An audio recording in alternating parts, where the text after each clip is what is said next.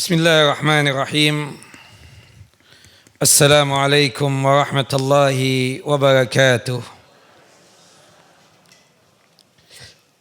Alhamdulillah alladzi bi ni'matihi tatimmus shalihat wa usalli wa usallim ala nabiyil karim Muhammad bin Abdullah wa ala alihi wa sahbihi wa man tabi'ahu ila yaumiddin wa ba'd. Rabbi shrah li sadri wa yassir li amri wahlul 'uqdatam min lisani yafqahu qawli. Allahumma anfa'na bima 'allamtana wa 'allimna ma yanfa'una wa zidna 'ilma. Allahumma inna na'udzubika min zawali ni'matika wa fuj'ati niqmatika wa tahawuli afiyatika wa jami'i sakhatika. Allahumma inna na'udzubika min jahdil bala wa darakis syaqa wa su'il qada wa syamatatil a'da. Allahumma inna na'udzubika min adzabi jahannam wa min adzabil qubur wa min fitnatil mahya wal mamat wa min syarri fitnatil masihid dajjal. Ikhwani wa akhawati fid din, a'azani wa a'azakumullah. Bapak dan Ibu yang dimuliakan oleh Allahu Jalla wa Ala, Majelis Taklim Hidayah Sakinah yang dalam lindungan dan penjagaan Allahu Jalla wa Ala. Melanjutkan kajian kita, pembahasan tentang fikih sunnah. Yang ini berkaitan dengan masalah fikih ini Bapak, tidak hanya sekedar untuk wanita.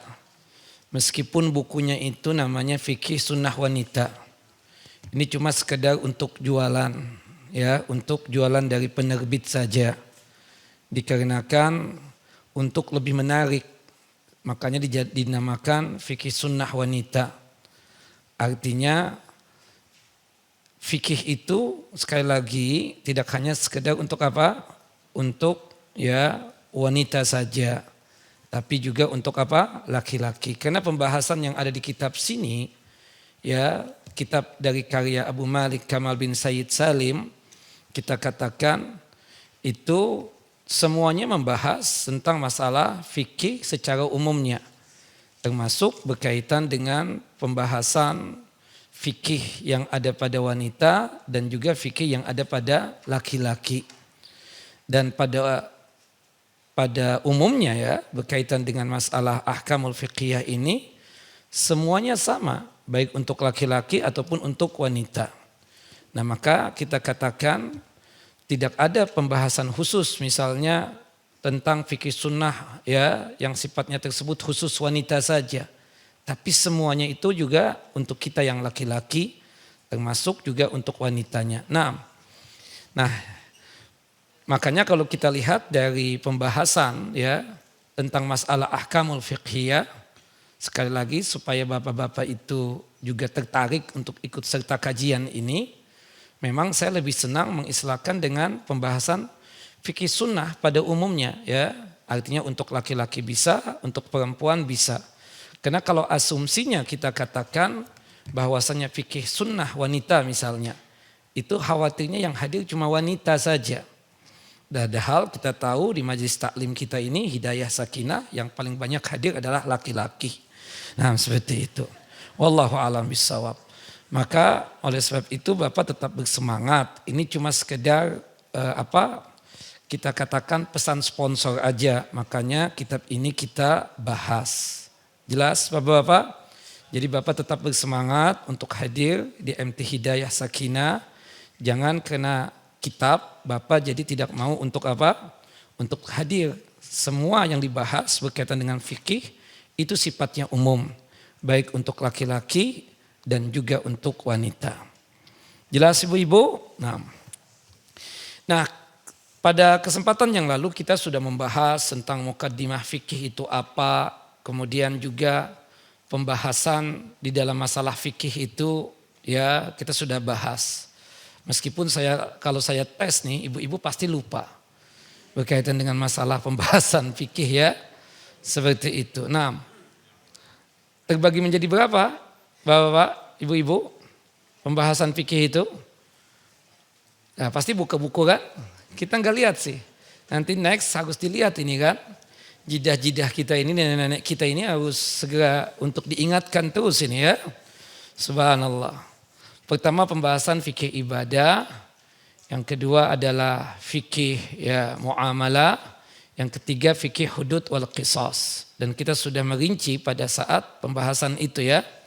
Berkaitan dengan fikih ibadah apa, fikih muamalah apa, dan fikih al-hudud wal qisas itu apa ya.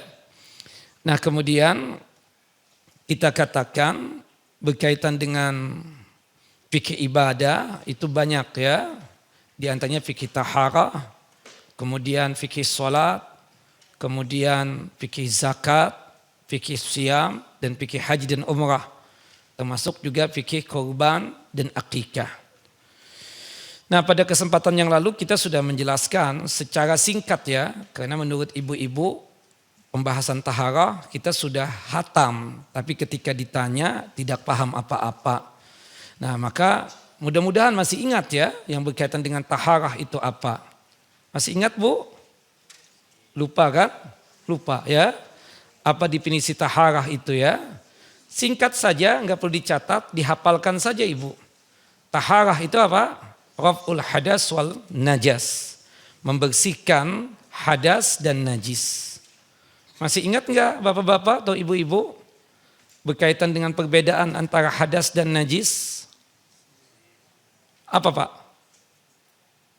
Kalau bapak bilang masih apa? Apa hadas dan najis itu? Perbedaannya aja. Ibu-ibu bisa bantu? Yang katanya sudah hatam? Nah, apa Pak? Kalau hadas itu actionnya kita, perbuatannya kita, ya kita buang air kecil, kita buang air besar, ya kita buang angin, kemudian kita lagi haid, kita lagi nifas, itu hadas. Outcome-nya, output-nya, hasilnya apa? Najis. Kita buang air kecil itu adalah hadas, hasilnya najis, ya air seninya itu apa? Hasilnya najis.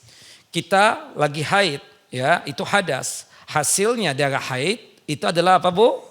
Najis, seperti itu. Nah hadas itu ada dua. Ada hadas besar dan ada hadas kecil. Hadas besar itu secara singkat, ya saya yakin ibu-ibu lupa, itu cuma ada 4. Yang pertama, apa Bu? Khurujul mani, keluar air mani. Baik mendapatkan air mani tersebut ya dengan mimpi basah ataupun hubungan intim atau jima. Yang kedua, hadas besar itu adalah jima, hubungan suami istri. Yang ketiga dan keempat berkaitan dengan kewanitaan yang sudah kita bahas ya pada pertemuan kita yang lalu, bukan begitu? Yaitu berkaitan dengan haid dan nifas ya. Mudah-mudahan masih ingat Ibu. Nah, adapun hadas kecil ya, kalau hadas besar disucikan dengan cara mandi. Sedangkan hadas kecil ya disucikan dengan berwudu. Nah hadas kecil itu apa? Hadas kecil itu adalah yang prosesnya itu melalui kubul dan dubur kita. Selain 3 hal. Selain 3 ini ya. Selain 3 hal berikut ini. Selain haid, selain nifas, selain air mani. Selain daripada 3 ini yang prosesnya keluar dari kubul dan dubur. Semuanya itu apa? Kita katakan adalah hadas kecil. Keputihan hadas kecil, kemudian buang air kecil, buang air besar, buang angin hadas kecil, kemudian dapat madi, wadi, itu apa? Hadas kecil. Jelas ibu-ibu? Nah itu hadas kecil. Hadas kecil disucikan dengan cara berwudu. Jika kita tidak bisa mandi dan tidak bisa berwudu, ya dikarenakan sakit atau dikarenakan tidak ada air, maka kita ganti dengan apa? Dengan tayamum. Wallahu a'lam bissawab. Nah, tayamum itu masih ingat ibu-ibu ada berapa tahapan? 5. Ya, salah saya. Yang pertama baca bismillah. Yang kedua, kedua telapak tangan ditempelkan di pasir yang bersih, tanah yang bersih atau debu. Berhubung di tembok rumah kita ada debu, ya, boleh kita tempelkan kedua telapak tangan kita di tembok, ya, atau di dinding-dinding. Kemudian yang ketiga, kita tiup. Yang keempat, langsung diusapkan ke wajah dan kedua telapak tangan. Yang kelima, baca doa. Doanya itu sama seperti doa wudhu pada umumnya. Apa doanya, Pak? Asyhadu an la ilaha illallah wahdahu la syarika la wa asyhadu anna Muhammadan abduhu wa rasuluh. Allahumma ja'al minat tawabin wa ja'alni minal mutatahhirin. Nah, kemudian doa yang kedua, doa wudhu apa, Bu? Subhanakallahumma wa bihamdika asyhadu an la ilaha illa anta astaghfiruka wa atubu ilaik. Nah, ini usahakan ya Bapak Ibu selang-seling. Ketika kita berwudu, ketika kita tayamum, kadang baca doa ini, kadang baca doa itu. Yang jelas doanya ada dua itu. Dari hadis Umar bin Khattab dan juga dari hadis ya Abu Sa'id Al-Khudri radhiyallahu an. Nah, sedangkan najis, masih ingat? Saya jelaskan kan najis pada pertemuan kita yang lalu? Singkat saja, gampang banget. Jika Ibu masih ingat, lupa Bu? Ya, najis itu udah nggak usah dicatat Bu, hafalkan aja. Najis itu adalah sesuatu yang dianggap kotor dan menjijikkan oleh Allah dan Rasulnya. Jelas ya? Najis itu adalah sesuatu yang dianggap kotor dan menjijikkan oleh siapa? Oleh Allah dan Rasulnya. Artinya bisa jadi anggapan kita itu kotor dan menjijikkan. Tapi menurut Allah dan Rasulnya itu bukan kotor dan menjijikkan. Berarti itu bukan apa? Bukan najis. Makanya para ulama ya, Majelis Ulama mengatakan apa yang keluar di wajah kita ini, baik dari hidung, dari mulut, dari mata, dari telinga, bukan najis. Jelas? Ya, meskipun kita menganggap geli. Misalnya yang keluar dari hidung, dari upil, ingus ya, najis tidak? Tidak najis, dan itu tidak membatalkan sholat dan tidak membatalkan wudhu. Seandainya di antara Bapak ini lagi flu berat ya kan, keluar ingus di hidung, kebetulan gak bawa tisu, kemudian kita akhirnya mengusap ingus kita dengan ya baju kita ini, pakaian kita, sah gak sholat kita? Sah, Ibu boleh ketawa, tapi suatu saat nanti akan ketemu yang seperti itu kasusnya. Termasuk yang keluar darah kan di hidung tersebut. Jelas? Termasuk juga yang keluar di mulut, itu juga tidak najis. Dari ludah, dahak, muntah bahkan, itu bukan apa? Bukan najis. Artinya kalau sekiranya kita batuk-batuk dan mengeluarkan dahak atau berludah yang banyak, kebetulan kita bawa tisu, kebetulan kita kan punya kantong nih. Sah nggak salatnya? Sah, ya kan? Saya mempraktekkan ini bukan apa-apa, supaya ibu-ibu ingat. Oh, waktu si Azhar, waktu itu dia berludah begitu. Ya kan, seperti itu. Iya kan Bu? Ibu sih mungkin mulai jorok banget nih. Bukan, kita nggak begitu Bu. Saya ingin ibu paham, mengerti. Artinya kalau batuk-batuk begitu, meski kita kelihatannya oleh pandangan manusia, jorok banget tuh orang. Tapi itu najis enggak? Tidak najis, jelas ya. Termasuk juga apa yang keluar di telinga, tidak najis. Tapi bukan berarti ya ketika di kajian, maaf banget ya, ketika kajian ibu sambil ngupil misalnya. Seperti itu. Atau yang lebih mengerikan, habis korek-korek telinga begini, kemudian dicium. Dan itu di kajian lagi. Nah itu geli kita ya, tapi bukan najis. Kata Ustadz bukan najis, iya. Tapi kita yang lihat apa? Geli. Itu perempuan secantik apapun, kalau sudah model begitu, kita terpaksa melarikan diri dari dia. Nah, wallahu a'lam bishawab. Wallahu a'lam bishawab. Jelas ibu-ibu? Nah, jadi yang najis dari kita manusia itu cuma bagian bawah doang. Yang keluar dari kubul dan dubur, semuanya najis. Ya, air seni najis, darah haid, darah nifas, darah istihadah, darah penyakit najis. Ya, keputihan najis. Kemudian madi wadi najis. Tapi ada satu yang tidak najis, apa itu? Yang keluar air mani. Memang kita dapat air mani wajib mandi. Tapi apa? Tapi tidak apa? Tidak najis. Jelas ya? Naam, wallahu alam. Dalilnya Ustaz, hadis dari Ibunda Aisyah. Hadis yang dikeluarkan oleh Imam Bukhari dan Muslim. Ketika itu air mani Nabi menempel di pakaian beliau. Kemudian setelah beliau mandi, beliau memakai pakaian itu untuk sholat. Menunjukkan bahwasannya apa? Air mani itu apa? Tidak najis. Karena salah satu syarat sahnya ibadah sholat itu apa? Suci daripada najis. Terutama berkaitan dengan tempat sholat, pakaian, dan badan. Jelas ya? Nah, adapun yang berkaitan tentang masalah kotoran binatang, binatang itu kan ada dua. Ada binatang yang halal dimakan dagingnya, ada binatang yang haram dimakan dagingnya.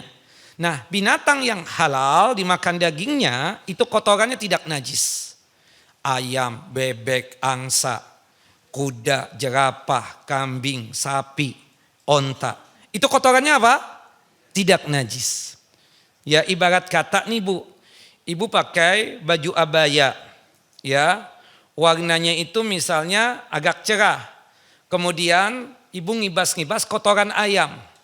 Ya, kelihatan kotoran ayamnya ada di pakaian Ibu tersebut. Kemudian Ibu bawa sholat itu pakaian. Sah enggak sholatnya? Sah enggak ibu-ibu? Sah, meskipun kita katakan itu perempuan sangat apa ya? Sangat jorok ya. Seharusnya ketika dia paham pakaiannya itu terkena apa? Kotoran ayam tadi, meskipun bukan najis kotoran ayam, hendaknya dia apa? Bersihkan. Tapi secara hukum sah sholatnya. Termasuk antum bapak-bapak, misalnya kotoran bebek terkena di celana antum, ya, atau di kaki antum nggak bersihkan, langsung masuk ke masjid ini. Yang ada, yang terjadi apa? Antum berantem dengan DKM masjid itu. Nah seperti itu. Tapi kata Ustadz nggak najis, benar. Saya bilang nggak najis, tapi hendaknya dibersihkan. Karena apa? Bikin bau karpet, ya kan seperti itu. Wallahu a'lam bishawab. Nah, adapun kotoran binatang yang haram dimakan dagingnya, kotorannya apa? Najis. Kotorannya apa? Najis. Kotoran harimau najis, kotoran singa najis, kotoran gajah najis, kotoran kucing najis. Kucing halal nggak dimakan dagingnya? Haram kan? Berarti kotorannya apa? Najis. Nah, kecuali binatang-binatang yang haram yang tidak ada darahnya. Ada binatang-binatang yang haram yang tidak ada darah. Atau kalau toh ada darahnya membeku, tidak mengalir dan tidak mencair. Contohnya apa? Cecak, semut, kecoa. Kecoa nih kita injak-injak, ya, keluar kotoran dia misalnya, tidak membuat kaki kita apa? Kotor atau najis. Jelas? Kemudian misalnya lagi sholat, kemudian ada cecak jatuh di bagian sop wanita, nemplok lagi di jilbabnya. Kemudian tahu-tahu buang kotoran. Teruskan sholat apa batalkan sholat ibu-ibu? Teruskan sholat karena kotoran cecak itu tidak najis. Kenapa? Memang benar cecak itu binatang yang haram dimakan. Tapi kotorannya tidak najis. Kenapa? Karena cecak gak ada darahnya. Termasuk nyamuk juga. Tapi saya pernah mendapatkan nyamuk ada darahnya Ustaz. Iya, itu bukan darahnya nyamuk, darahnya antum itu. Bagi antum ketiduran digigit ya seperti itu. Wallahu a'lam bishawab. Maka kalau seandainya kita sholat ada nyamuk yang buat kita gatal atau agak sedikit ya sakit, kita tepuk aja seperti itu. Keluar darah sekalipun tidaklah membuat apa? Wudu kita batal atau sholat kita apa? Batal. Jelas? Wallahu a'lam bishawab. Masih ingat nggak ibu-ibu berkaitan tentang masalah larangan perempuan haid dan nifas cuma ada berapa? Nah itu pun lupa ibu-ibu gimana sih? Larangan wanita haid dan nifas ada berapa larangan? Ada 5 ya, sholat termasuk sholat jenazah sekalipun, kemudian tawaf ya termasuk tawaf wada sekalipun, kemudian yang ketiga adalah ya puasa. Kemudian yang keempat jima, yang terakhir adalah ditalak dan dicerai. Kalau baca Al-Quran perempuan haid dan nifas boleh enggak? Boleh karena hadisnya dhaif. Enggak bisa jadikan sebagai hujjah. Kemudian kalau kita misalnya khusus di kajian hari Selasa pekan pertama, kebetulan kita lagi haid atau nifas, tapi ingin banget ikut kajian. di hari Selasa pekan pertama ini, kondisi kita boleh nggak masuk masjid? Perempuan haid dan nifas tadi ibu-ibu? Boleh. Tidak mengapa yang demikian. Potong kuku, lagi kondisi haid dan nifas? Boleh. Potong rambut? Boleh. Shopping, belanja? Boleh banget Pak. Jangan antum larang itu istri antum. Oke, itu berkaitan dengan masalah taharah ya. Seperti itu. Taib. Nah kemudian masalah sholat. Masih ingat enggak ibu-ibu atau bapak-bapak? Syarat wajibnya ibadah sholat itu ada berapa? Ada 4. Yang pertama Islam. Yang kedua baligh. Yang ketiga berakal. Yang keempat khusus wanita suci dari haid dan nifas. Taib. Nah kemudian masih ingat enggak bapak dan ibu? Bapak-bapak deh. Tanda balik itu ada berapa? Ada 3. Yang pertama ya dari kita katakan berkaitan tentang masalah mimpi basah dengan keluar air mani, ditandai dengan keluar air mani. Kemudian yang kedua tumbuhnya al-ana sekitar kemaluannya. Kemudian yang ketiga dari sudut pandang umur 15 tahun. Nah untuk perempuan tambah 1 lagi ada 4 berarti tanda baliknya yaitu dengan datangnya tamunya yang bernama haid. Kemudian selanjutnya berakal. Lawan daripada berakal apa Bapak Ibu? Majnun, gila. Ibu-ibu boleh meninggalkan sholat jika apa Bu? Titik-titik. Kan ada pertanyaan. Kita boleh meninggalkan sholat jika titik-titik, ya kan? Tanda tanya, question mark. Jika apa Bu? Jika apa? Itu haid. Apalagi yang paling bapak-bapak dan ibu-ibu bisa dapatkan? Bapak-bapak dan ibu-ibu boleh meninggalkan sholat jika titik-titik ya. Kemudian question mark ya, tanda tanya apa? Jika majnun, gila. Nah, alhamdulillah Bapak dan Ibu sehat walafiat kan? Nah, akalnya alhamdulillah. Nah, berarti kita nggak boleh untuk meninggalkan ibadah salat. Ini ada kaitan dengan ibadah salat ya. Bahwasannya ini syarat wajibnya melaksanakan ibadah, khususnya ibadah salat. Harus berakal. Berarti gila itu ciri khasnya banyak. Orang mabuk gila. Oke? Ya, kemudian on and off, ya orang yang pikun juga apa? Dianggap gila. Makanya kalau kita mendapatkan ada orang yang punya penyakit itu, penyakit lupa, dia nggak bisa pulang ke rumahnya, nggak tahu siapa nama anaknya, pikun ya. Apa namanya penyakit Alzheimer apa tuh? Itu tadi itu ya. Apa Pak? Udah Bapak aja. Alzheimer, Alzheimer ya. Itu memang lupa sama sekali ya Bapak Ibu? Lupa sekali. Istrinya lupa enggak? Enggak, jujur serius ini. Ini kan berkaitan dengan hukum. Ustadz, Ana punya abah. Apa tadi penyakit? Alzheimer. Alzheimer. Nah. Taib ya, punya penyakit itu gimana itu tentang sholatnya? Rumahnya aja dia lupa. Iya kan? Istrinya lupa. Anak-anaknya lupa. Apakah dia wajib sholat juga? Itu kondisinya itu kadang ingat enggak Pak? Enggak bisa sama sekali. Lupa sama sekali, blank. Auzubillah min dzalik. Allah, makanya sering-sering kita zikir pagi dan petang ya.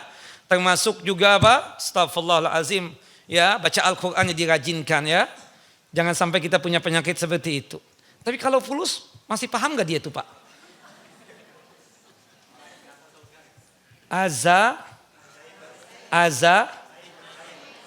Enggak sebentar, Bapak aja. Alzheimer. Aduh susah banget. Saya bukan dokter sih. Alzheimer.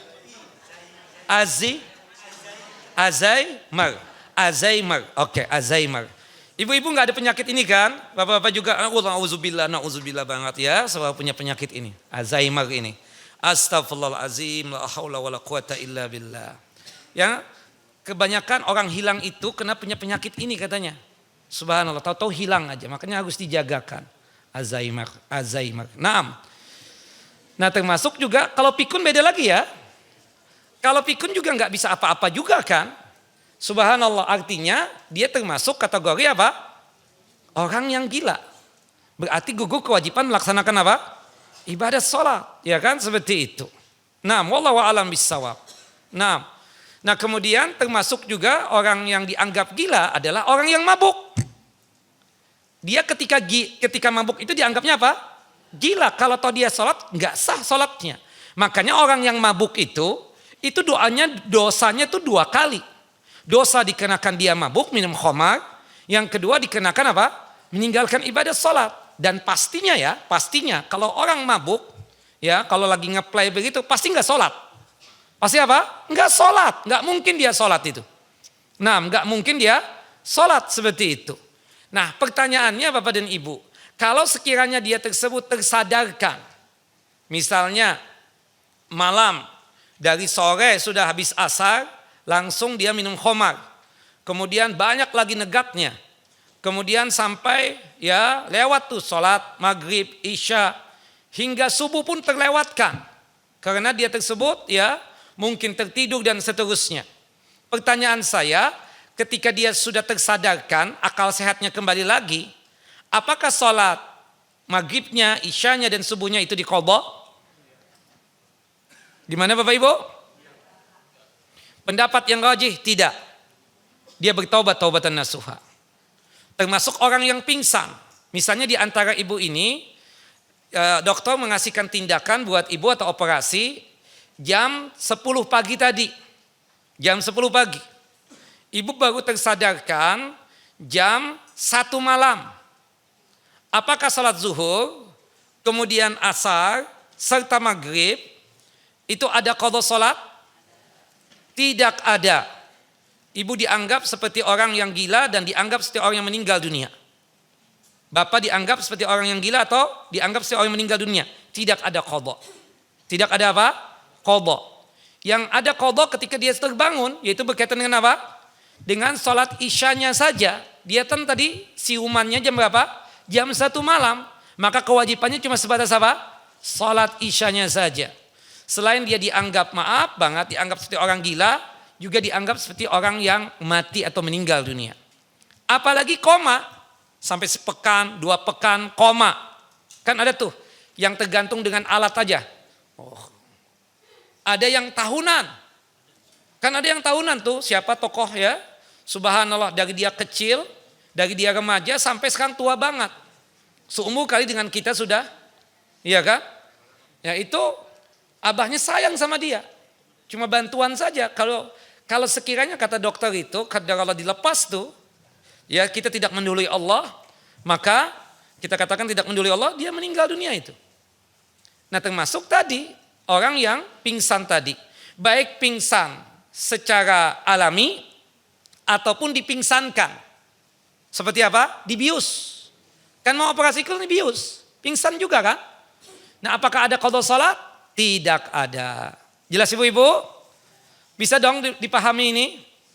Sudah bisa jadi ustazah kan kalau yang begini? Wallahu a'lam bishawab. Ya, jadi itu syarat wajib dari melaksanakan ibadah salat yaitu apa? Berakal. Wallahu a'lam. Nah, yang terakhir adalah suci dari haid dan nifas. Sudah kita kupas tuntas. Nah, kemudian di sini kan tidak disebutkan ya. Disebutkannya itu secara umum saja ya. Berkaitan dengan syarat sahnya ibadah salat. Itu ada pada halaman 87. Secara ringkas ya, semoga Bapak dan Ibu hafal nih, syarat sahnya ibadah salat itu cuma ada 6. Syarat sahnya ibadah salat kita cuma ada berapa? Ada 6. Yang pertama, at-taharatu minal hadasaini. Suci daripada 2 hadas. Hadas besar ataupun hadas kecil. Hadas besar disucikan dengan cara apa? Mandi. Hadas kecil disucikan dengan cara berwudu. Jika kita tidak bisa mandi dan tidak bisa berwudu diganti dengan apa? Tayammum. Nah. Kemudian syarat sahnya ibadah salat yang kedua adalah suci daripada najis. Terutama berkaitan dengan 3 tempat. Badan kita, pakaian kita, dan tempat salat kita.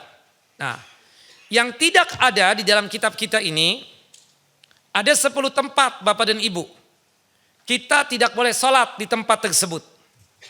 Ya, ada 10 tempat yang kita tidak boleh sholat. Bisa jadi dikarenakan ada najisnya, Bisa jadi dikenakan bukan alasan itu.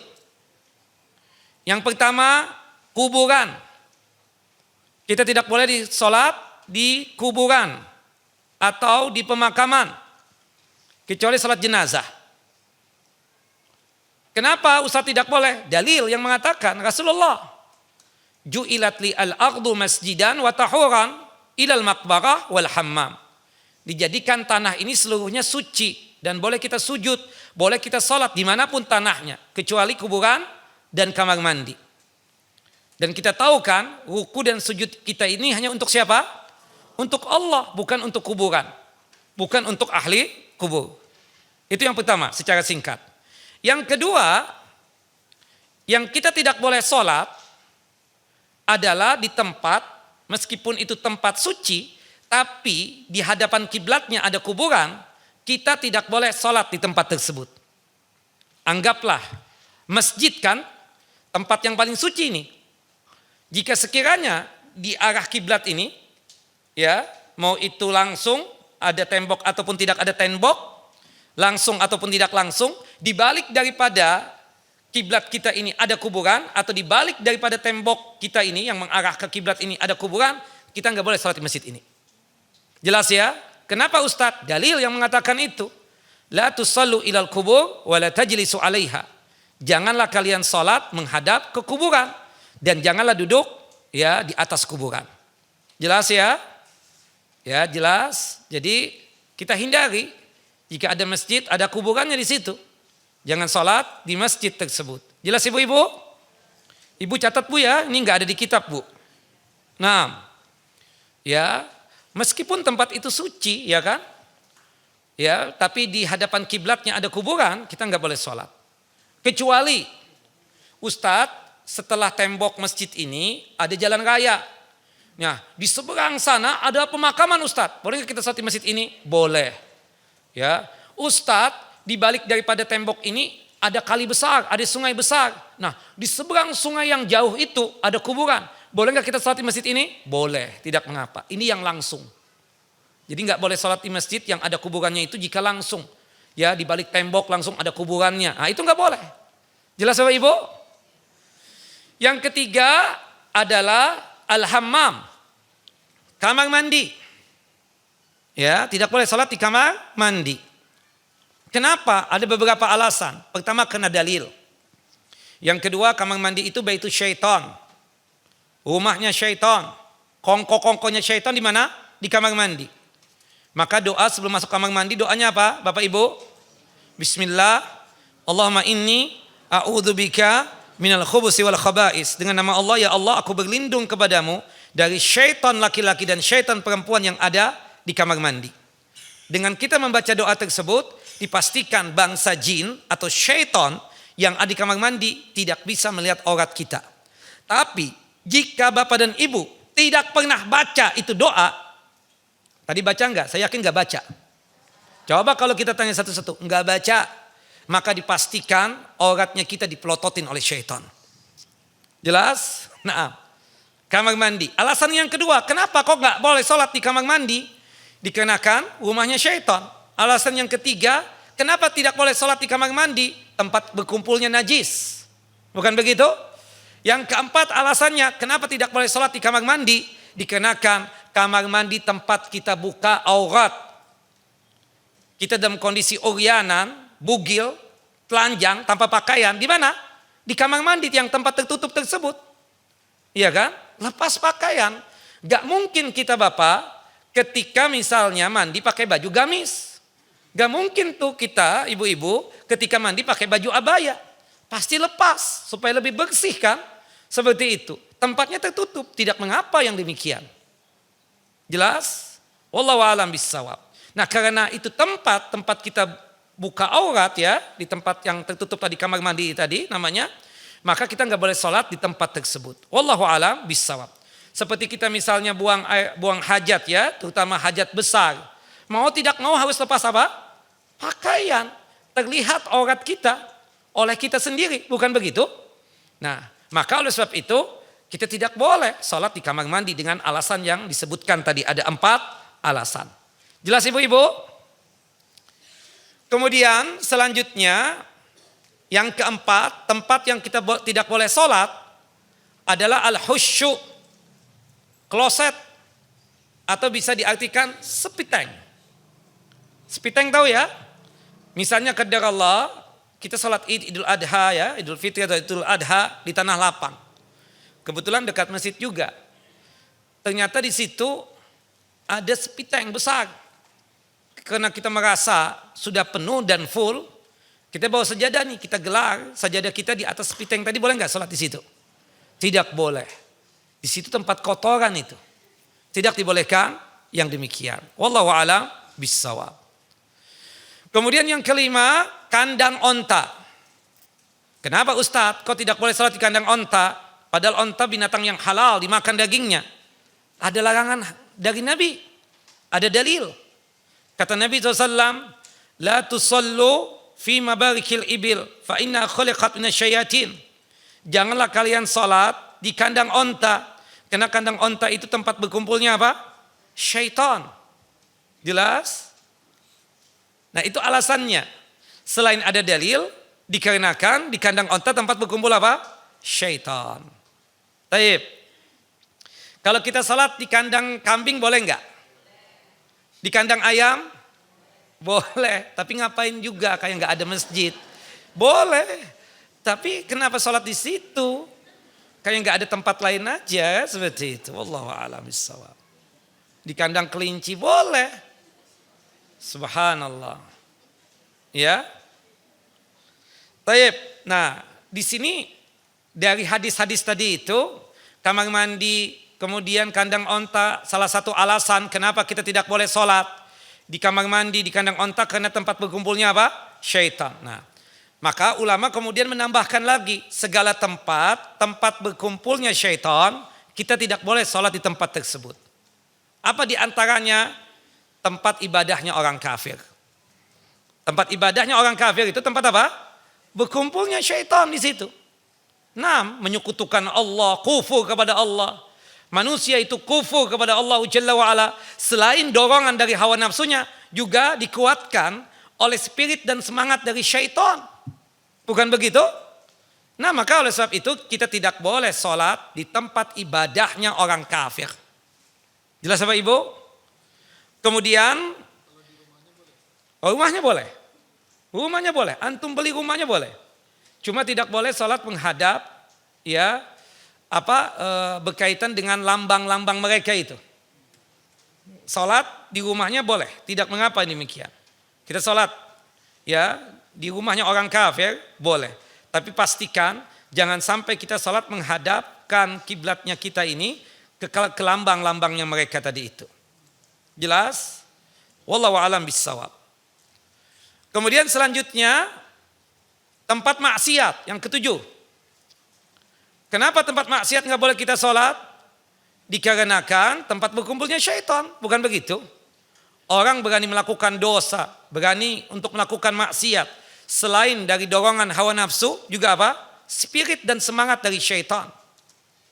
Terasa tidak mungkin ya, di antara orang yang datang ke tempat maksiat. Misalnya, dia ingin mabuk, ingin berzina. Di tempat pelacuran misalnya.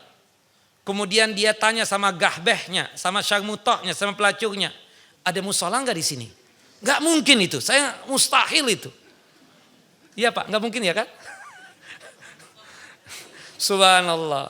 Ketika datang ke diskotik, ke nightclub, kemudian sebelum dia beli bir atau misalnya apa kita katakan khamar tadi itu, atau wine ya dan sejenisnya, dia nanya, aku belum sholat isya nih, ada musola nggak di sini? Masa nggak mungkin itu, mustahil. Ya, itu tempat maksiat. Ya, atau di tempat perjudian misalnya, ya, dia ingin sholat di situ, mustahil itu. Ya, kita katakan tidak boleh kita sholat di tempat maksiat. Kenapa? Tempat berkumpulnya syaitan. Jelas apa Ibu?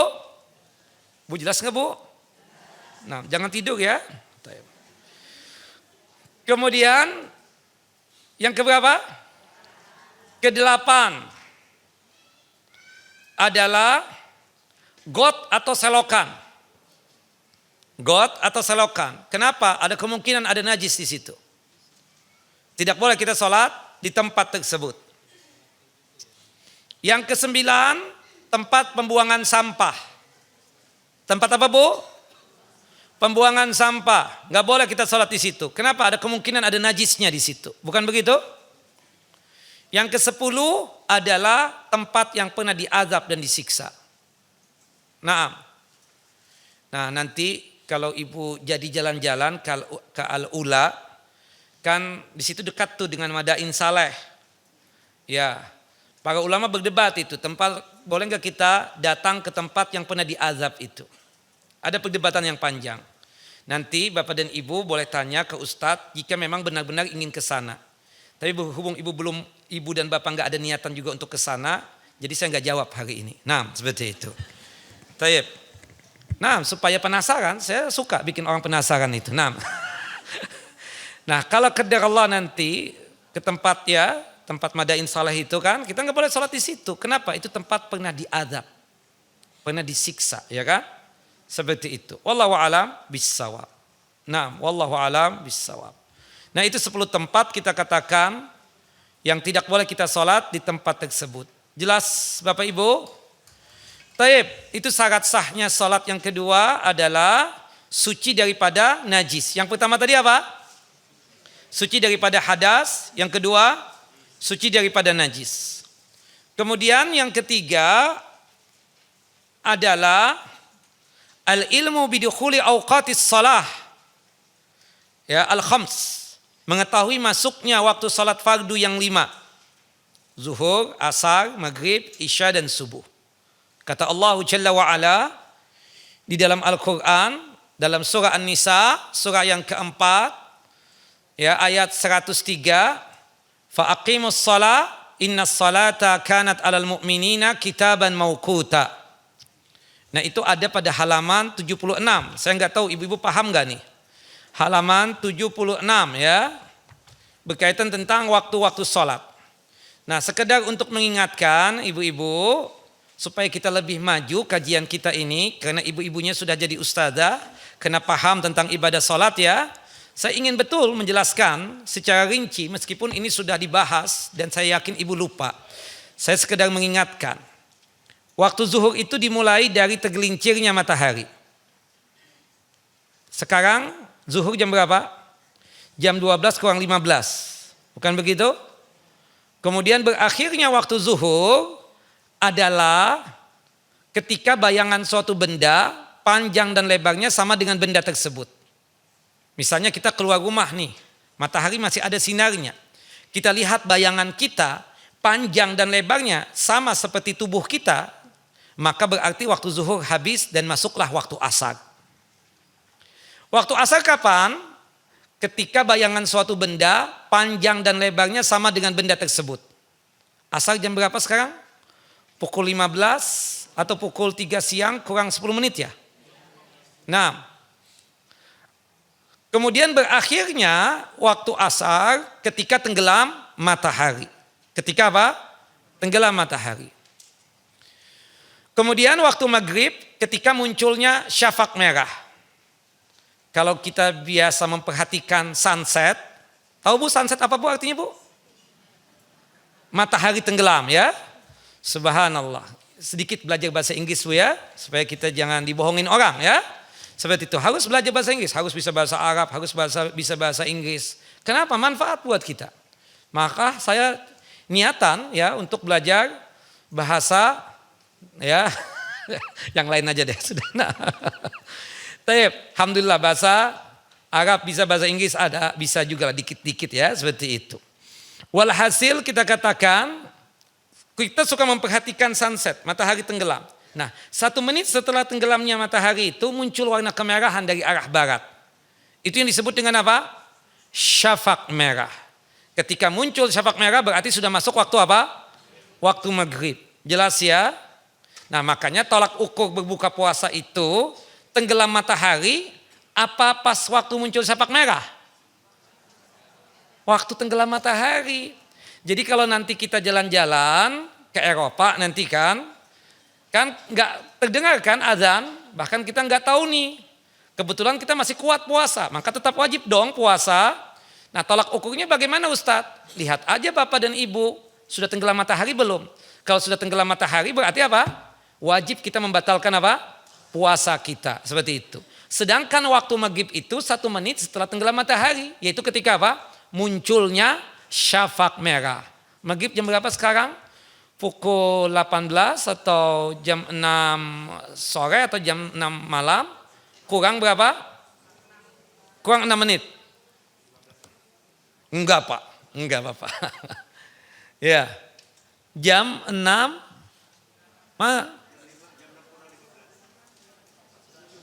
17.49 itu Pak. Bapak enggak pakai kacamata ini ya. 17.49 berarti jam 6 kurang 11 menit. 6. Ya, pakai kacamata Pak nanti Pak ya. Nah, seperti itu. Kemudian berakhirnya waktu maghrib itu adalah ketika hilangnya syafaq merah. Hari telah gelap gulita seluruhnya, baik yang di barat ataupun di timur, baik di utara ataupun selatan. Berarti habis waktu maghrib, masuklah waktu isya. Nah, waktu isya itu ketika hilangnya dan tenggelamnya apa? Syafaq merah. Isya sekarang jam 18:58. Artinya pukul 19 atau jam 7 malam kurang 2 menit. Nah, jelas Bapak Ibu? Dan berakhirnya waktu isya adalah ketika terbitnya Fajar As-Shadiq. Fajar As-Shadiq itu adalah bintang yang mengeluarkan cahaya warna kemerah-merahan. Sebagai tanda bahwasannya waktu salat subuh telah hadir, telah tiba. Jelas? Nah, berarti waktu isya itu panjang sekali. Ya, sampai datangnya waktu salat subuh. Kemudian waktu salat subuh kita katakan ketika terbitnya Fajar As-Shadiq. Fajar As-Shadiq tadi apa? Bintang yang mengeluarkan cahaya warnanya apa? Kemerah-merahan. Subuh sekarang jam 4 pagi lewat 19 menit. Jam 4 pagi lewat 19 menit. Dan berakhirnya waktu salat subuh ketika terbitnya matahari. Jelas Bapak Ibu? Naam. Ada pertanyaan ringan ini. Ini berkaitan dengan kewanitaan. Jika ada seorang wanita suci dari haidnya jam 5 sore, apakah dia tersebut wajib untuk mengerjakan sholat zuhurnya juga? Tidak wajib. Kenapa? Ya benar, yang wajibnya cuma sholat asar saja. Tetapi untuk sholat zuhurnya tidak. Kenapa? Dikarenakan waktu dia masih mendapatkan waktu zuhur, dia masih haid. Jelas? Jika seseorang perempuan sucinya dari haid jam 2 malam, maka kewajiban dia cuma sebatas sholat apa? Sholat isya. Sholat maghribnya perlu diqadha enggak?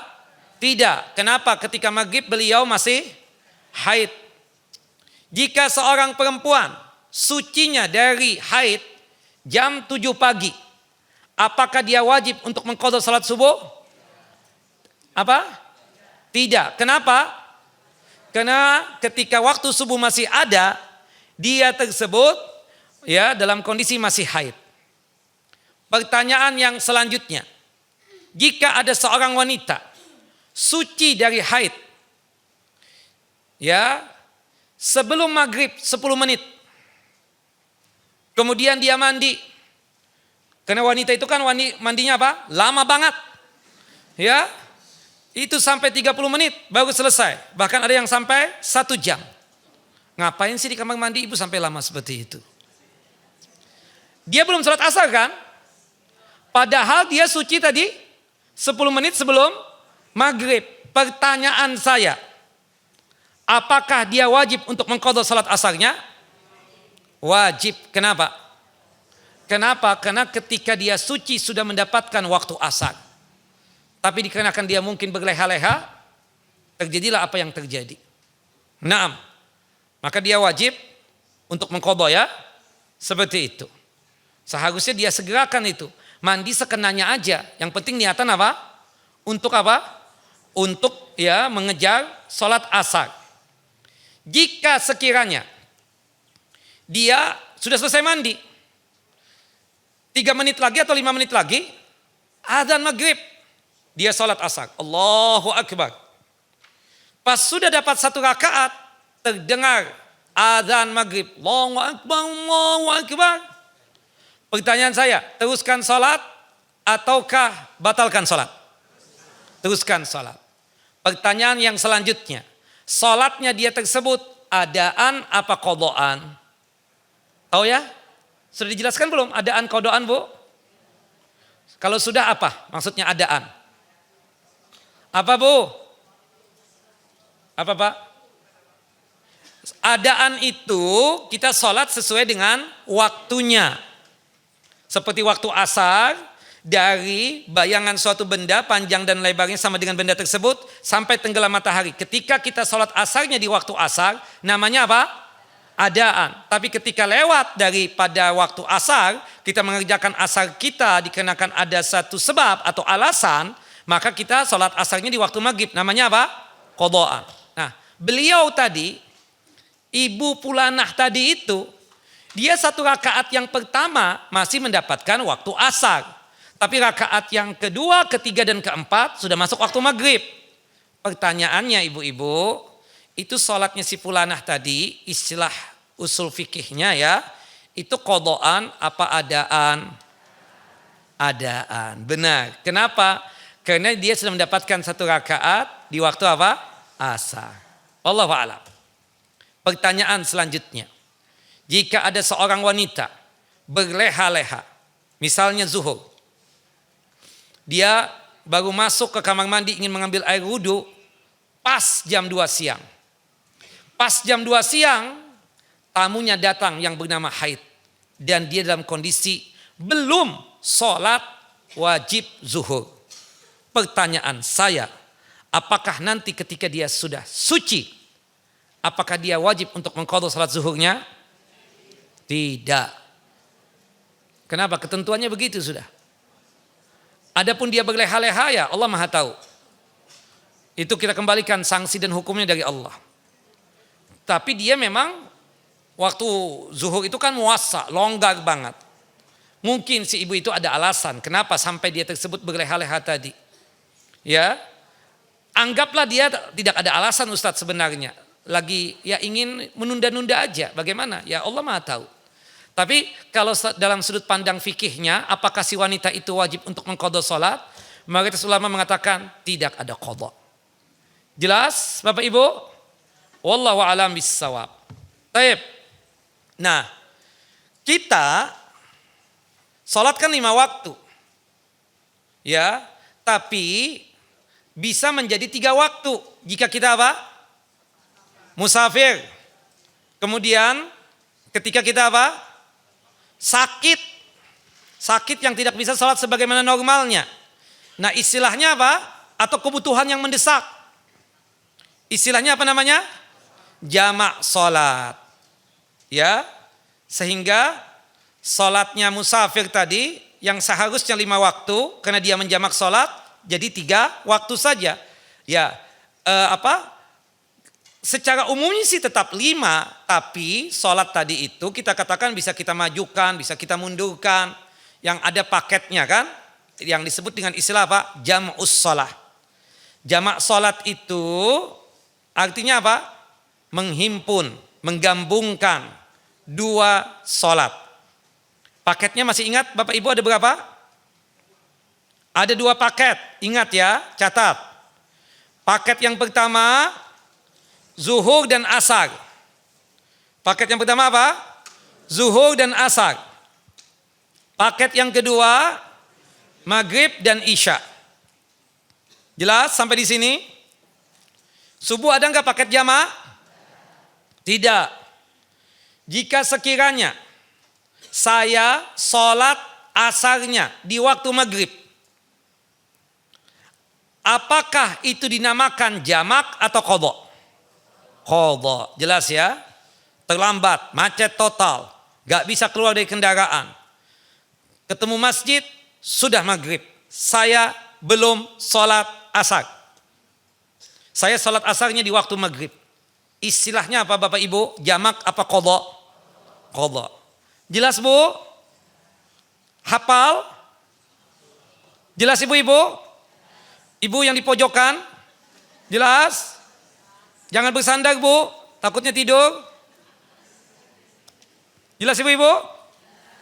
Nah, jadi jamak itu cuma ada 2. Zuhur dan asar, kemudian maghrib dan isya. Itu secara umum pembagiannya. Tapi secara teknisnya, jamak tersebut, tahu teknis Bu? Ya, berkaitan dengan prakteknya, itu pun juga terbagi menjadi 2. Secara teknis, secara prakteknya, itu juga terbagi menjadi 2. Yang pertama jamak takdim, yang kedua jamak takhir. Zuhur dan asar. Salat yang kedua yang mana? Asar.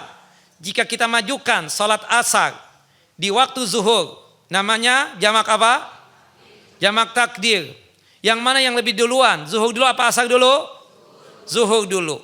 Jika sekiranya salat zuhur kita mundurkan pelaksanaannya di waktu asar, namanya jamak apa ibu-ibu? Takhir. Yang mana yang kita dahulukan? Zuhur dulu. Tetap ada sebagian orang mengatakan, oh kita harus menghargai waktu dulu. Ya berhubung waktu asar ya asar dulu. Salah. Buktinya Nabi ketika di Musdalifah, beliau menunda salat maghrib, baru dilaksanakan di waktu isya. Yang beliau kerjakan dulu apa? Maghrib baru isya. Jelas? Oke. Jika antum sudah masuk, kebetulan antum melakukannya sudah salat maghrib apa belum? Antum sudah isya. Oke, datangnya pas waktu isya. Kebetulan terlambat 1 rakaat, masbuk. Antum ikut saja berjamaah dengan imam yang salat isya, tapi niatan antum salat maghrib. Imamnya tersisa 3, antum pun juga tersisa 3. Nah setelah itu kena antum musafir, setelah sholat maghribnya tadi antum mengerjakan apa? Isya 2 rakaat, kena antum musafir. Nah 2 rakaat itu namanya istilahnya apa? Qasrus sholat, mengqasar sholat. Satu-satunya alasan boleh meringkas dan mengqasar sholat itu karena kita musafir. Berdasarkan firman Allah Jalla wa'ala dalam surah An-Nisa, surah yang keempat, ayat 101. Wa idza darabtum fil ardi falaysa 'alaikum junahun an taqsuru minas shalah. Nah, jelas ya? Ayat surah An-Nisa, surah yang keempat, ayat 101.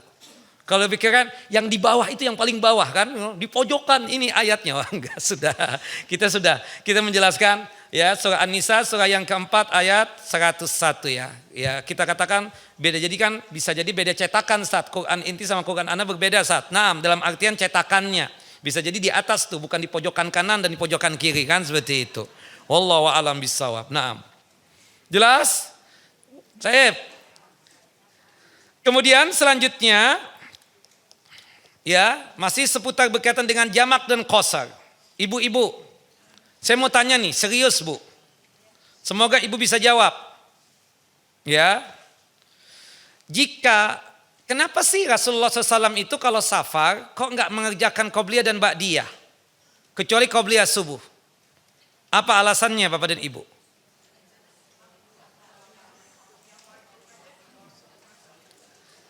Enggak, yang lebih ringkas jawabannya. Coba kita dengar jawaban bapak-bapak. Bapak-bapak ini kan jarang mengaji. Tapi untuk menangkap lebih cepat. Ibu-ibu sering mengaji, bahkan sehari 3 kali. Tapi maaf ya, kadang. Bapak-bapak, kenapa Rasulullah SAW ketika beliau safar, beliau itu tidak mengerjakan qobliyah dan ba'diyah. Kecuali qobliyah subuh. Kenapa alasannya? Karena ada jamak dan qasar. That's it, itu jawabannya. Tuh bapak-bapak cepat jawabnya. Ya itu aja. Oh karena yang wajib aja ditinggal, yang wajib aja boleh dimajukan. Bukan itu. Ini maksudnya apa? Karena ada jamak dan qasar. Jamak dan qasar itu adalah rukhsah keringanan. Benar kalau kita lebih detailkan menjawab bahwasannya yang wajib saja boleh kita majukan, boleh kita mundurkan. Yang wajib saja boleh kita ringkas, yang 4 jadi 2. Oh itu penjelasan secara rinci. Tapi jawaban singkat kan? Kalau saya ingin ya santri dan santriwati jawabannya ringkas dan padat seperti itu. Jangan ya ke kanan ke kiri dulu. Jelas. Kenapa Rasulullah SAW ketika safar ya tidak mengerjakan qobliyah dan ba'diyah kecuali qobliyah subuh. Titik ya question mark. Karena Rasulullah ketika safar menjamak dan mengqashar salat. Sahih enggak jawabannya? Sahih. 1000% sahih. Bukan dikarenakan qobliyahnya lebih utama, tidak, enggak ada kaitannya itu. Kenapa qobliyah subuh tetap dikerjakan ibu-ibu? Apa sebabnya? Karena salat subuh tidak ada jamak dan tidak ada qashar. Nah berarti nih ibu-ibu, saya mengulangi berulang-ulang nih. Jika nanti ibu-ibu jadi nih akhir Januari berangkat umrah dan ibu ya mengerjakan salat 5 waktu di Masjidil Haram tanpa ada jamak dan qashar, apakah ibu-ibu boleh mengerjakan qobliyah dan ba'diyah? Kayaknya nggak serempak, nggak seragam, masih ragu kan? Coba kita tanya bapak-bapak. Bapak-bapak, jika sekiranya bapak-bapak jadi nanti akhir Agustus tanggal 23 Januari nanti, Agustus sudah lewat ya. Saya keingatan Agustus. Akhir Januari. Nah, tanggal 23 Januari tersebut bapak-bapak jadi umrah, kemudian bapak-bapak sholatnya yang 5 waktu di Masjidil Haram tanpa menjamak dan tanpa mengqashar sholat. Ya. Boleh enggak mengerjakan qobliyah dan ba'diyah? Bapak-bapak serempak, boleh kan seperti itu. Nah, kenapa Pak? Alasannya? Karena enggak ada jamak dan qashar. Jelas Bu? Jelas Bu? Jadi nih, umrah akhir Januari. Nah, insya Allah jadi ya, seperti itu. Hidayah sakinah ya, alhamdulillah. Nah, insya Allah jadi. Semoga yang ikut kajian di pekan ya pertama hari Selasa ya itu bisa umroh dan haji tahun ini. Nah, seperti itu. Taib, jadi kita mengambil fadilah dan keutamaan salat di Masjidil Haram. Jelas ya? Jadi kita enggak jamak dan enggak qashar. Nah, taib Ustadz, saya jamak, saya qashar. Bagaimana tentang salat sunnah yang lainnya? Boleh enggak dikerjakan ketika safar? Boleh. Makanya Bapak atau ibu yang terbiasa tahajud dan witir, ketika safar tahajud dan witirnya tetap dikerjakan.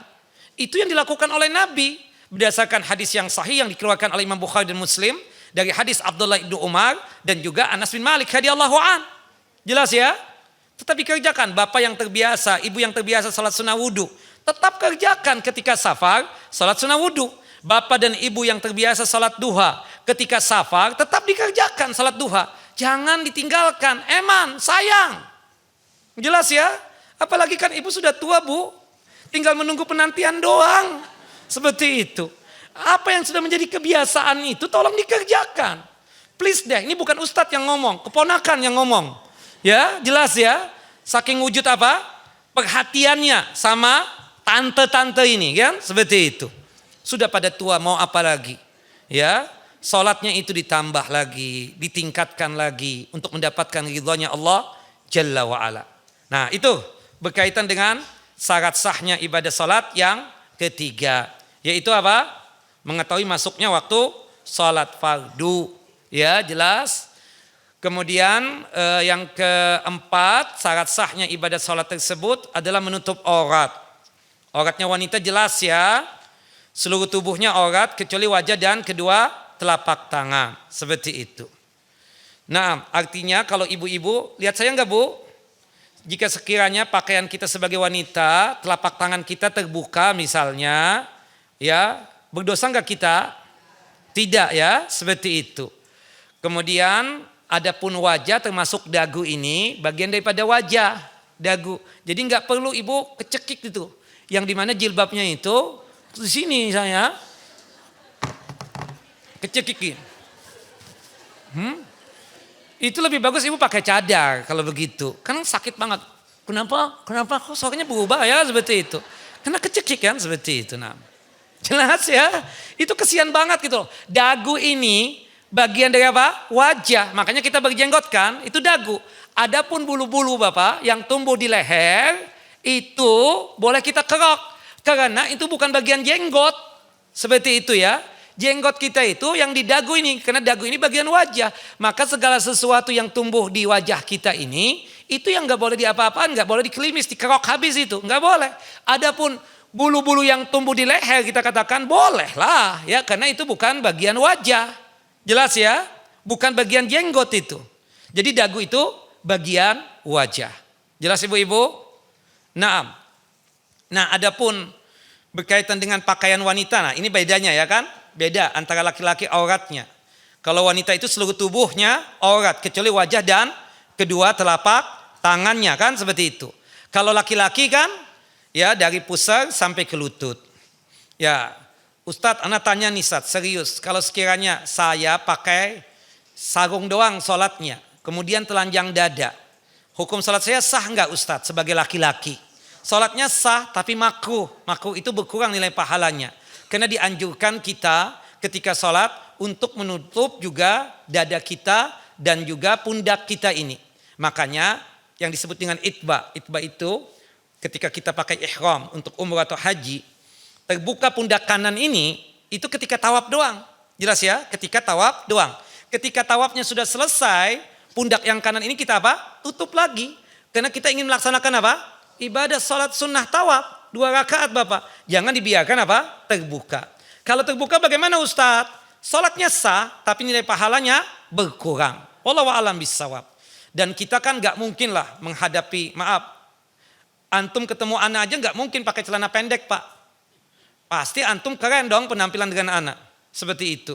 Ya, selain antum malu, yang kedua pasti ustadznya geli. Ya Allah nih si Bapak apaan sih Pak? Subhanallah ya kan? Seperti itu. Telanjang apa? Dada misalnya kelihatan udelnya ya, seperti itu. Aduh si Bapak nih gak paham banget. Kita juga malu. Kenapa Ustaz? Anak laki-laki Ustaz. Iya tapi anak jijik Pak lihatnya itu. Seperti itu. Nah. Ya, wallahu a'lam bishawab. Apalagi telanjang dada itu bulu ketek gak dikerok tuh, gak dicabut. Allah, tambah geli kita. Nauzubillah min zalik. Pak, tampil keren Pak ya. Tampil keren, senangkan istri itu. Antum menuntut istri antum tampil cantik, keren, beautiful, pretty. Tapi antumnya tua begini. Acak kadul, ambaradul, astagfirullahalazim. Gimana coba? Ya, hati-hati. Itu yang membuat istri itu ngomel-ngomel Pak. Tapi kalau antum keren, Masya Allah, tabarakallah. Tuh ngomelan istri pun omelan sayang tuh Pak. Seperti itu. Wallahu a'lam. Dia juga takut kehilangan bapak seperti itu. Makanya tetap dijagain. Tapi kalau antum sudah ya acak kadul begini, subhanallah, asal-asalan berpenampilan, itu didoakan istri antum bisa jadi cepat meninggal Pak. Seperti itu. Naam. Wallahu a'lam bishawab. Karena dia ingin kelain hati kan, seperti itu. Wallahu a'lam bishawab. Taib. Ya, auratnya laki-laki memang dari pusar sampai ke lutut, itu yang wajibnya. Tapi kita sunnahnya untuk menutup apa? Badan kita, ya, sama pundak kita, dada kita tutupin juga seperti itu. Ketika menghadap Allah itu berpenampilan yang keren dan rapi. Nah, untuk wanita seluruh tubuh tertutup kecuali wajah dan kedua telapak tangan. Jadi telapak tangan ini termasuk aurat atau tidak, Bapak Ibu? Iya kan? Berarti menurut saya ya kan, kalau zaman dulu itu ingat nggak Bu? Mudah-mudahan masih ingat nih. Dulu ada sarung tangan, ya, cakar ayam. Ya kan, cakar ayam tuh, mencakar gitu. Dia menutup ini karena dia punya keyakinan yang ini adalah aurat kata mereka. Padahal enggak. Mau hitamnya mau putihnya bukan aurat, seperti itu. Jelas?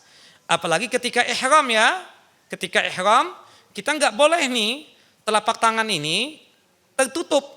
Ya. Kenapa Ustadz? Aturannya begitu. Ya. La talbasu al-muhrimatu an-niqab wal qafazaini. Tidak boleh seorang wanita yang ihram baik haji ataupun umrah untuk apa? Memakai cadar, ya, penutup wajah ataupun memakai sarung tangan. Enggak dibolehkan itu. Makanya termasuk juga ya kita katakan seperti cadar, masker. Ibu-ibu nanti kalau akhir Januari jadi umrah ya Bu ya, itu jangan pakai masker ketika ihram itu. Karena itu termasuk apa? Cadar. Termasuk apa? Cadar, penutup wajah seperti itu. Wallahu a'lam bishawab. Nah, termasuk kita sholat nih Bapak. Kalau kita kondisi kita baik-baik saja, enggak ada batuk-batuk dan seterusnya, antum jangan sampai sholat apa? Pakai masker. Kita katakan, kan enggak ada Covid lagi nih insyaallah ya. Kita katakan Maka sholat dalam kondisi apa? Tidak boleh menutup wajah. Ketika kita pakai masker, berarti makruh sholatnya kita.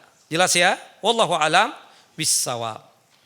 Taib, adapun berkaitan dengan pakaian wanita itu kan ada 8 ya. Tidak ketat ya, kemudian longgar, kemudian kita katakan kainnya tebal. Kainnya tebal ya. Itu ada kain tipis tapi ada dalamannya apa istilahnya? Bukan soket. Puring ya, puring. Nah itu nggak apa-apa seperti itu. Itu lekuk-lekuk tubuh kita nggak kelihatan kan Bu? Kalau kita pakai puring itu nggak apa-apa kan? Karena rata-rata ya maaf, yang keren itu, yang mahal juga, yang bukan tebal ya, yang tipis ya Bu. Seperti itu. Saya sih bukan ahli, cuma berdasarkan info dari ibu-ibu Hidayah Sakinah, saya jadi tahu seperti itu. Nah, wallahu a'lam bissawab ya. Ya, artinya kalau kita kelihatannya kayak tipis nih, pakai puring itu di dalam. Supaya apa? Jangan sampai menggambarkan lekuk-lekuk tubuh. Kemudian juga jangan meniru pakaian laki-laki. Nah ini jidah-jidah kita nih, nenek-nenek kita dan tante-tante kita ini, Hidayah Sakinah. Ingat gak dulu? Tahun 90-an lagi asyik-asyiknya ya, untuk pakai hijab. Itu ada hijab topi, iya kan? Subhanallah. Selain itu meniru orang kafir, kita katakan juga apa? Itu juga seperti pakaian laki-laki yang celana juga. Seperti apa? Baju apa tuh? Baju Pakistan dulu. Zaman dulu ingat enggak? Dia pakai hijab tapi dia pakai celana gitu loh. Subhanallah. Apalagi yang bajunya itu, yang atasannya itu berbelah lagi. Nah, itu enggak syar'i banget ya ibu-ibu. Itu tahun berapa, Bu? 90-an kalau enggak salah. Masih ada enggak pakaiannya itu, Bu? Apa sudah dibuang ya? Yang dengan apalagi yang pakai itu termasuk ya ibu ciput itu pakaian dalam Bu ya, ciput jangan dibawa keluar tuh. Ciput itu pakaian dalam, jadi untuk supaya rambut ini jangan kemana-mana ibu pakai ciput kan, setelah itu baru pakai hijabnya ya kan, seperti itu. Jelas Bu? Tahu kan ciput Bu? Apa saya perlu kasih hadiah dulu nih ibu baru paham ciput itu apa? Nah, adapun model-modelnya kita katakan nggak ada masalah kan. Ada yang model kelelawar, ada yang model umbrella, ada yang model piring khimar, tahu kan yang ada ikatan begitu. Ya. Kemudian adapun berkaitan dengan corak juga nggak ada masalah ya, nggak ada masalah, corak tersebut juga tidak masalah. Dan masalah warna pun juga nggak ada masalah, meskipun anjurannya warna-warna gelap. Ya. Tapi kalau warna cerah Ustaz seperti putih atau kuning atau krem, boleh-boleh saja, yang penting tebal, atau kalau tipis ada apa tadi, puring tadi itu untuk menebalkan pakaian kita. Kemudian selanjutnya apa kita katakan, tidak menggambarkan lekuk-lekuk tubuh. Bapak-bapak tahu enggak? Ya, atau ibu-ibu deh, takut ibu-ibu cemburu. Itu wanita-wanita Turki itu kan putih-putih Bu. Iya kan? Ketika umrah itu pakaiannya putih-putih juga. Seperti kain ihram laki-laki kan? Seperti itu. Nah, subhanallah, boleh enggak begitu Ustadz? Yang penting sesuai enggak 8 kriteria tadi. Dalam masalah warna itu memang dianjurkan warna gelap. Tapi kalau toh mereka itu memakai warna cerah dan ceria seperti itu, tidak mengapa. Yang penting standarnya itu ya tebal, kemudian longgar, tidak ketat, tidak transparan. Nah itu yang paling pentingnya seperti itu. Makanya nanti kalau ada di kajian kita yang ibu-ibunya pakai hijab warna putih Bu ya, jangan ya dicemburutin Bu ya. Atau jangan dicuek bebekin, atau jangan dijudesin Bu ya, jangan. Kita ini Masya Allah udah ngaji lama, tapi kosakata kadang kurang, ya kan seperti itu. Allahu Akbar, judes banget kadang. Allahu Akbar. Apalagi kita katakan orang yang baru mengaji, itu perlu kita rangkul. Kita gapai dia tersebut agar ikut mengaji juga di Hidayah Sakinah. Di Hidayah Sakinah saya yakin, Masya Allah kosakata banyak, ya tidak judes, tidak apa kita katakan tidak seram penampilan, baik-baik semua. Ini di kajian di tempat lain, ya di kajian di tempat yang lain. Kadang kalau bukan bestinya, kalau bukan dari grupnya, kalau bukan dari kelompoknya, kalau bukan dari ya dalam tanda kutip ya soulmate-nya kita katakan, itu agak lain tuh. Apalagi siapa tuh baru ngaji, kok begitu sih? Kasih tahu dong. Ibu kalau mau datang ke kajian aku jangan pakaian begini dong. Ya Allah orang baru ngaji. Nah besok enggak datang lagi Bu. Bukan salah ustadz kan? Ibu-ibu nih kadang, bukan di sini Bu ya, ibu jangan baperan dong, ya seperti itu. Nah, jangan tersinggung nih di sana di ujung dunia sana Bu ya, seperti itu. Terjadi nggak Bu seperti itu Bu? Kita raih, kita rangkul. Kalau ibu sayang sama dia, kasih abaya sama dia. Bu nanti Bu kalau ke kajian pakai ini Bu ya, ini bagus nih Bu. Ini mahal Bu, mahal banget. Aku beli 5 juta nih, ibu makan pakai, Masya Allah. Nah. Seperti itu kira-kira. Oh Bapak boleh ketawa Pak, tanya bajunya berapa tuh ibu-ibu itu. Saya tahu model-model begitu. Allahu Akbar, paling murah 2 juta, paling murah 2 juta. Nah, Allah emang kayak kita Pak, 300 ribuan, ya kan seperti itu. Allahu a'lam bissawab. Tep itu ya, jam berapa nih sudah? Nggak terasa ya, jam 11 lewat. Kemudian selanjutnya syarat sahnya ibadah sholat, ya selain menutup aurat kita katakan selanjutnya adalah yang kelima ya, menghadap kiblat. Kemudian yang terakhir adalah niat. Nanti insya Allah kita akan bahas ya berkaitan tentang masalah hal seperti ini untuk sekedar mengingatkan saja. Nanti yang paling penting itu boleh nggak kita salat tidak menghadap kiblat? Boleh dengan 4 alasan. Boleh kita salat tidak menghadap kiblat dengan 4 alasan. Yang pertama, jika kita tidak mampu. Tidak mampu itu banyak, bisa jadi karena sakit, bisa jadi karena kita di kereta, atau bisa jadi karena di pesawat. Kebetulan di pesawatnya nggak ada musolanya misalnya. Sehingga membuat kita tidak bisa sholat sebagaimana mestinya. Tapi ada pesawat-pesawat yang ada musolanya Pak. Sehingga membuat kita bisa sholat normal, berdiri, menghadap kiblat dan seterusnya. Tapi ada pesawat-pesawat yang tidak ada musolanya. Mau tidak mau kita sholat sesuai dengan keadaan dan kondisi kita. Tidak menghadap kiblat. Nah itu kan tidak mampu juga. Yang kedua, dikarenakan kita tidak paham arah kiblat. Ada seorang ibu mampir ke rumah temannya. Kata temannya, maaf aku di luar nih beli makanan. Coba masuk aja tuh kunci di bawah pot yang ada di depan pintu rumah. Oh ya, masuk aja deh. Ya. Rumahku rumahmu, kan seperti itu. Dia masuk. Zuhur gak datang-datang nih, akhirnya dia sholat. Gak paham nih si ibu kiblat di mana, main sholat aja. Ketika sudah selesai sholat, datanglah temannya tadi pemilik rumah. Kemudian si ibu ini nanya, maaf tadi aku sholat zuhur, sholatnya menghadap ke sana. Sahih nggak, benar nggak? Salah, kiblatnya ke sana. Itu sholat zuhurnya perlu diulangi lagi nggak? Tidak, karena nggak tahu. Dalil dari hadis Abdullah bin Umar. Kemudian yang ketiga adalah ketika kita musafir berada di kendaraan untuk mengerjakan sholat sunnah. Jadi alasannya apa? Musafir berada di kendaraan untuk mengerjakan sholat sunnah. Tidak mengapa, tidak menghadap kiblat. Kemudian yang terakhir, yang keempat, boleh sholat tidak menghadap kiblat jika kita dalam kondisi takut yang sangat luar biasa. Takut yang sangat luar biasa itu ketika kita berperang. Nah itu nggak boleh ya. Boleh kita menghadap, boleh kita sholat kemanapun. Kata Allah Jalla wa'ala dalam Al-Quran, dalam surah Al-Baqarah, surah yang kedua, ayat 238 sampai ayat 239. Tepatnya ayat 239. Allah mengatakan, fa'in khiftum farijalan aw rukbana. Apabila kalian tersebut takut dibunuh, takut diapa-apain, takut dizalimi, maka salatlah sebagaimana kemampuan kalian, baik berjalan kaki ataupun berkendaraan. Orang kalau salat berjalan kaki atau berkendaraan, pastinya tidak apa? Menghadap kiblat. Nah 4 alasan ini boleh kita salat tidak apa? Menghadap kiblat. Wallahu alam bissawab. Nah, nanti insya Allah ingatkan ya, terutama ibu-ibu penitia tentang masalah niat yang tidak ada dalam kitab kita ini. Niat itu boleh nggak berubah Ustadz? Berubah niat misalnya kita yang tadinya ini salat sunnah muqayyadah tahiyatul masjid, kemudian kita ubah niatnya jadi salat sunnah qobliyah. Ya, tadinya salat wajib kita ubah jadi salat sunnah. Boleh nggak itu? Nah, nanti insya Allah kita akan jelaskan pada pertemuan yang akan datang. Wallahu a'lam bissawab. Baik. Ada 6 menit. Ada pertanyaan? Ibu-ibu aja Pak ya. Jadi ini memang acaranya ibu-ibu Pak. Jadi segala sesuatu itu kan perempuan itu harus didahulukan. Supaya dia tersebut senang Pak ya. Jadi kalau istilahnya tuh ladies first ya. Silahkan ibu-ibu dulu. 6. Bapak enggak Pak, ibu-ibu serang. 6 menit ini kita kasih. Supaya ibu-ibu bahagia Pak.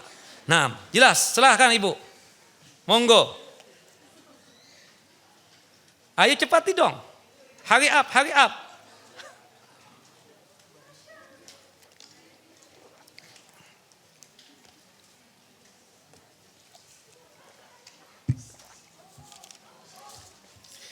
Ini pertanyaan dari ibu-ibu semua ya. Hari ini insya Allah Pak ya, bulan depan insya Allah bapak-bapak. Taib.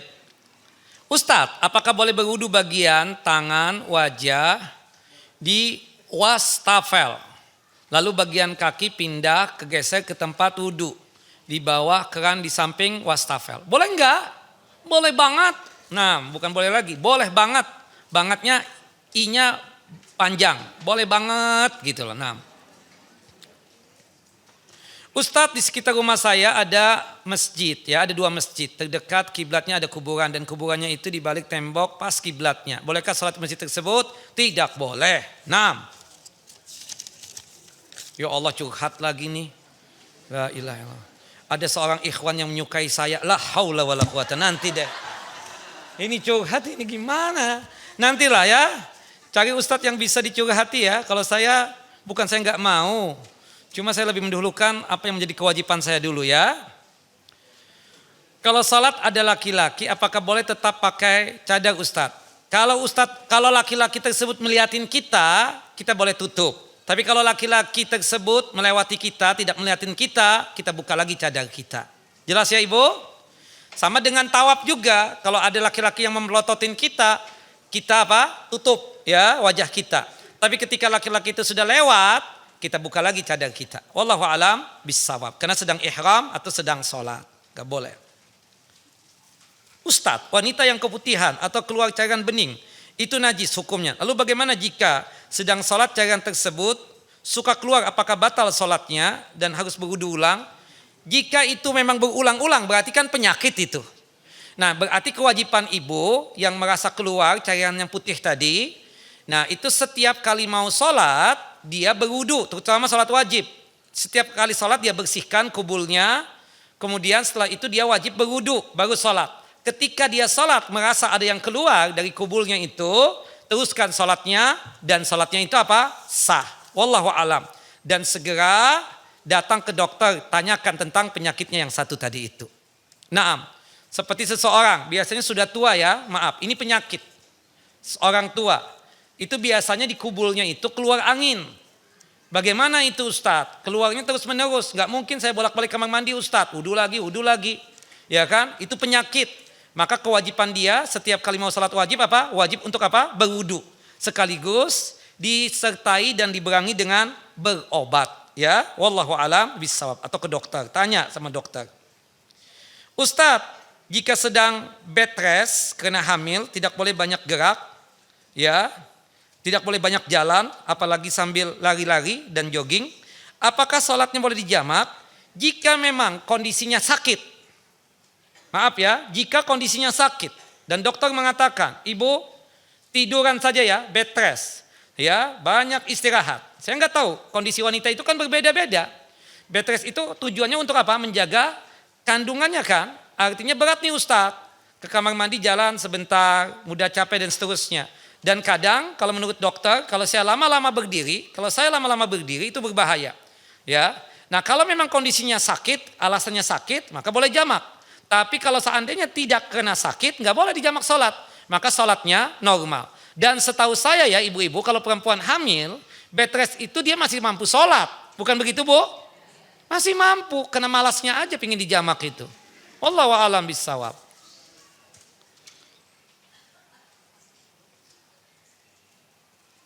Ustadz, saya pernah mendengar ceramah tentang salat sunnah duha. Katanya salat sunnah duha itu nggak perlu didawamkan, nggak perlu continue dan terus menerus. Gimana sih Ustadz itu, Ustadz? Ya. Yang jelas itu pendapat yang salah. Jelas ya. Ada tiga orang sahabat yang dia mendawamkan atau mengkontinyukan salat duha. Yang dia itu 3 orang ini memiliki nasihat dan wasiat yang sama dari Nabi SAW. Ya, nasihatnya itu puasa 3 hari setiap bulan, salat tahajud dan witir sebelum tidur, dan salat duha di setiap hari 2 rakaat. Siapa 3 orang sahabat itu? Kisi-kisinya depannya Abu Hurairah, Abu Darda, dan Abu Dzar Al-Ghifari.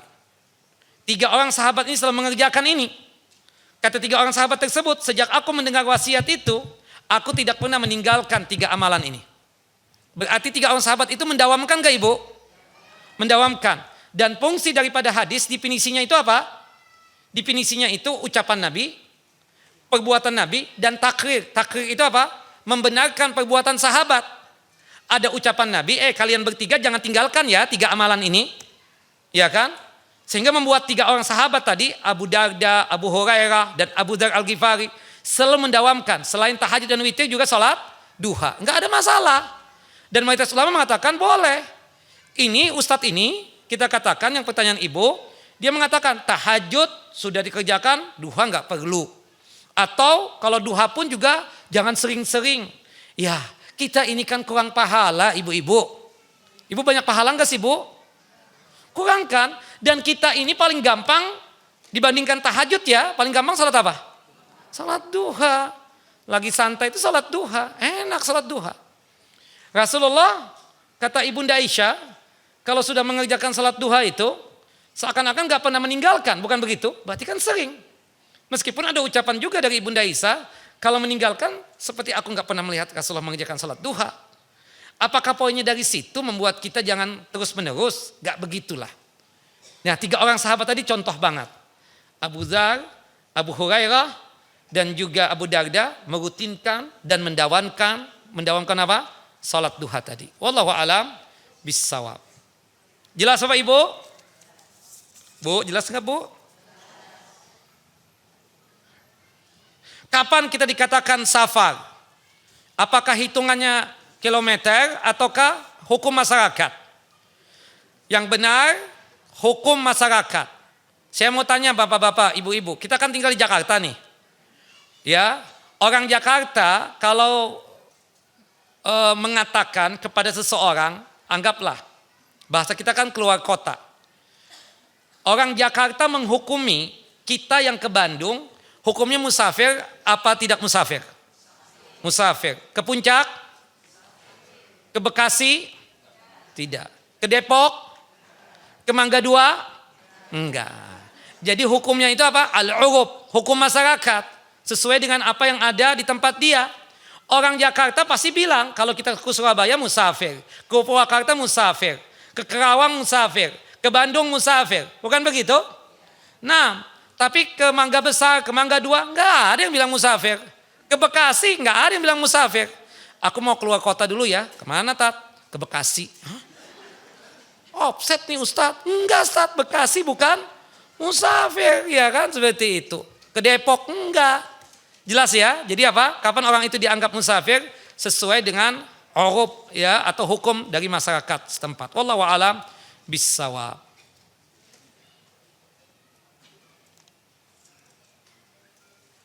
Ustadz kata Ustadz tadi sholat isya itu ya itu kan sampai waktu subuh hadir. Tapi kan penggantian hari itu kan jam 00 Ustadz. Nah, kalau penggantian waktu hijriyah ya itu kapan? Waktu maghrib. Nah, lebih ini lagi kita katakan, lebih ekstrim lagi. Ya begitulah yang dikatakan oleh Nabi SAW. Ya kan? Berdasarkan dari hadis yang sahih. Meskipun memang waktu isya itu terbagi di 2. Ada waktu afdol, ada waktu yang mabdul. Waktu yang afdol itu kita katakan dari awal masuknya waktu isya. Sekarang jam 7 malam kurang 2 menit. Sampai jam 10 malam. Di sepertiga malam yang pertama yang akhir. Itu kira-kira jam 10 atau setengah 11 ya kita katakan. Nah setelah itu sudah waktu yang mabdul. Waktu yang mabdul tidak utama lagi, tidak afdol lagi untuk mengerjakan sholat isya. Tapi boleh masih. Misalnya kita ketiduran. Bangun-bangun jam 1 malam misalnya. Apakah kita masih boleh sholat isya? Boleh. Apakah disebutnya adaan apa kodoan? Adaan tetap. Wallahu a'lam bissawab. Jelas bu ya? Nah, Allahu Akbar walillahil hamd. Oh ini banyak banget pertanyaannya, nanti kita sambung ya, insyaallah. Ya Allah banyak banget pertanyaan, kita sambung nanti. Ya, yang curhat jangan bu ya, bu jangan curhatin saya bu. Soalnya pertama saya punya istri, yang kedua juga ibu punya suami, ya takut terjadi sesuatu yang tidak terhindar nanti ya, kita khawatir. Curhatlah kepada orang, kepada ustadz-ustadz yang senang dicurhati. Kalau saya jujur tidak suka dicurhati. Nah, lebih bagus ibu curhat sama Allah Jalla wa'ala. Seperti itu kira-kira. Baik, jelas ibu-ibu? Semoga bapak dan ibu selalu dalam lindungan Allah Jalla wa'ala. Sehat walafiat. Dimudahkan dalam masalah rezeki dan nikmat. Dipanjangkan umur di dalam ketaatan kepada Allah Jalla wa'ala. Terhindar dari musibah dan malapetaka. Dijauhkan dari kesusahan dan kesulitan. Semoga bapak dan ibu yang ikut kajian Hidayah Sakinah, khususnya di Selasa pekan pertama, pekan kedua ya, Selasa pekan kedua bisa haji dan umrah tahun ini ya. Amin ya rabbal alamin. Khusus ya, naam, pekan kedua saja. Tapi yang lain juga insya Allah kita doakan juga seperti itu. Amin ya rabbal alamin. Naam. Barakallahu fikum wa sallallahu Nabi Muhammad wa ala ali Muhammad. Kama sallaita ala Ibrahim wa ala ali Ibrahim innaka Hamidun Majid. Kita tutup kajian kita dengan masing-masing kita baca doa kafaratul majlis. Subhanakallahumma wa bihamdika asyhadu an la ilaha illa anta astaghfiruka wa atubu ilaik.